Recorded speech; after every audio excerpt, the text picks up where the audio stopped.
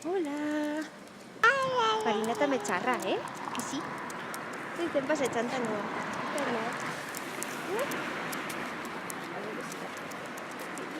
No ho veig.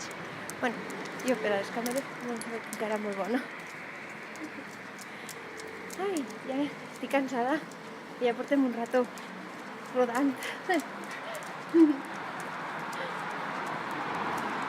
I ara ja anem cap a casa, que no hagi estat tranquil·leta.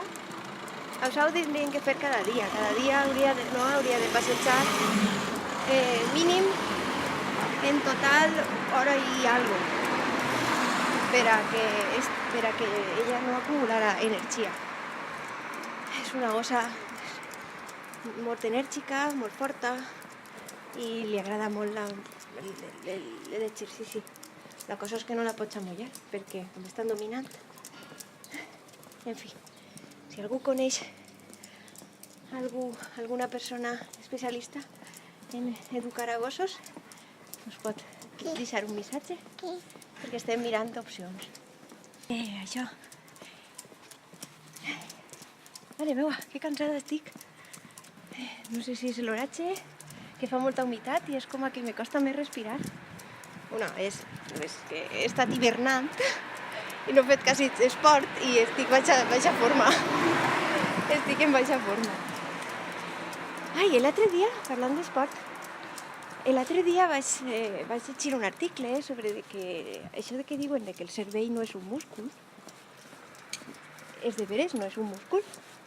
Perquè n'hi havia gent que malinterpretava aquesta metàfora, no? Realment el cervell no és un múscul, però jo sí que ho he gastat com a tal, he dit, el cervell és com un múscul. Però s'ha d'entendre, s'ha de matisar un poc. Per què se diu això?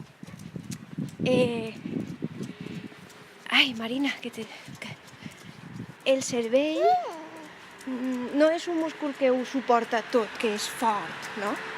No, sinó que se refereix a aquesta expressió es refereix a que el cervell se pot entrenar, se pot enfortir com un múscul, però no és un múscul per a poder aguantar-ho tot, saps? No és que estiga musculat d'entrada, no, és que se pot enfortir, i això és el matís. Però és que vaig entrar perquè el títol era així, el cervell no és un múscul. I dic, ui, doncs, no, és un múscul, està clar, però s'utilitza en aquest matís, en aquest sentit. Doncs això, avui hem parlat sobre el matís de per què diguem els psicòlegs que el cervell és un múscul. Vinga, adeu!